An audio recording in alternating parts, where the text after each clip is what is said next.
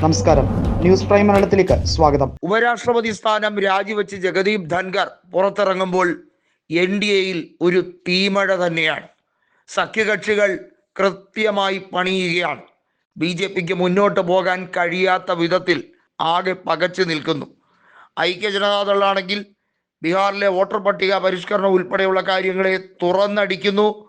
അവിടെ കൃത്യമായും അഴിമതിയും അനീതിയും BJP അവിടെ നടപ്പിലാക്കാൻ ശ്രമിക്കുകയാണ് എന്ന് ഐക്യജനതാദൾ MP ലോക്സഭയിൽ തുറന്നടിച്ചത് വലിയ വിവാദമായി.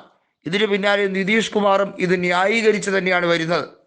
അതായത് ബീഹാറിൽ ഒത്തൊരുമയോടെ ആയിരിക്കില്ല തെരഞ്ഞെടുപ്പിനെ നേരിടുക എന്ന് വ്യക്തം. ഇതിനിടയിൽ ഉപരാഷ്ട്രപതി സ്ഥാനവുമായി ബന്ധപ്പെട്ട കാര്യത്തിൽ പ്രതിപക്ഷ നേതാവ് ഒരു തീരുമാനത്തിലേക്ക് എത്തിച്ചേരുകയാണ്. രാജ്യസഭയിൽ പ്രതിപക്ഷ നേതാവിനെ തീരുമാനിക്കുമ്പോൾ സർവകക്ഷി യോഗം വിളിക്കേണ്ടത് അനിവാര്യമാണ്. NDAക്ക് ഉപരാഷ്ട്രപതി സ്ഥാനാർത്ഥിയെ പ്രഖ്യാപിക്കാനുള്ള യാതൊരു ധാർമ്മിക അവകാശവുമില്ല. ജഗദീപ് ധൻഖറുടെ രാജി അതിനെ സൂചിപ്പിക്കുന്നതാണ്.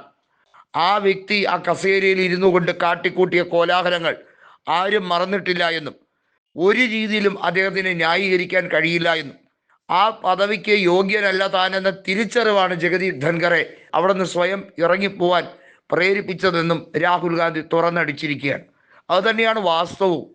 മല്ലികാർജുൻ ഖാർഗെയും ജയറാം രമേശിനെയും തമ്മിൽ താരതമ്യപ്പെടുത്തി ഖാർഗെയെ അപഹസിക്കുകയും പാർലമെന്റിന് പുറത്ത് രാഹുൽ ഗാന്ധിക്കെതിരെ സഭ്യമല്ലാത്ത രീതിയിൽ വാക്കുകൾ പരാമർശിക്കുകയും ചെയ്ത ജഗദീപ് ധൻഖർ നിരവധിയായിട്ടുള്ള പരാമർശങ്ങൾ സ്ത്രീ വിരുദ്ധതയാണ് എന്ന് പാർലമെന്റിനകത്ത് തന്നെ ജയാ ബച്ചൻ അടക്കമുള്ളവർ ജഗദീപ് ധൻഖറുടെ മുഖത്ത് നോക്കി പറഞ്ഞിട്ടുണ്ട്.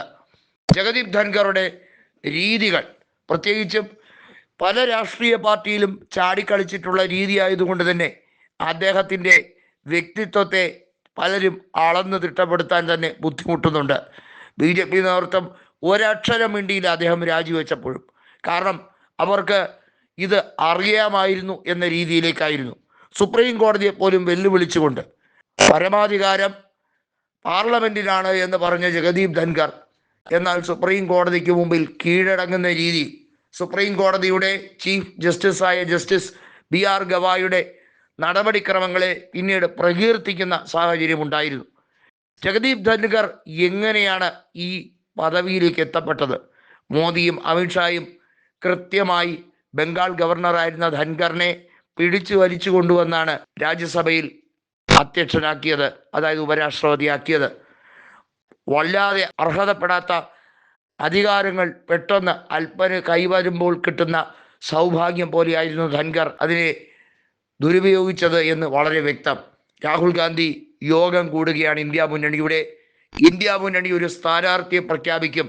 അത് അംഗീകരിച്ചാൽ വലിയ പ്രശ്നമില്ലാതെ മുന്നോട്ട് പോകാം എന്ന ഒരു അജണ്ടയാണ് ഇപ്പോൾ പാർലമെന്റിൽ സെറ്റ് ചെയ്തിരിക്കുന്നത്. പാർലമെന്റിൽ ഇരു സഭകളും ചേർന്നാണ് ഉപരാഷ്ട്രപതിയെ തെരഞ്ഞെടുക്കുന്നത്. ഒരു സ്ഥാനാർത്ഥിയെ NDA നിർത്തിയാലും പരിപൂർണമായി വിജയിപ്പിക്കാൻ കഴിയുമോ അതോ ബുദ്ധിമുട്ടുമോ എന്നുള്ളതും അവർക്ക് സംശയമുള്ള കാര്യമായതുകൊണ്ട് തന്നെ രാഹുൽ ഗാന്ധിയുടെ വാക്കുകൾക്ക് ഏറെ പ്രസക്തിയായി കഴിഞ്ഞിരിക്കുന്നു.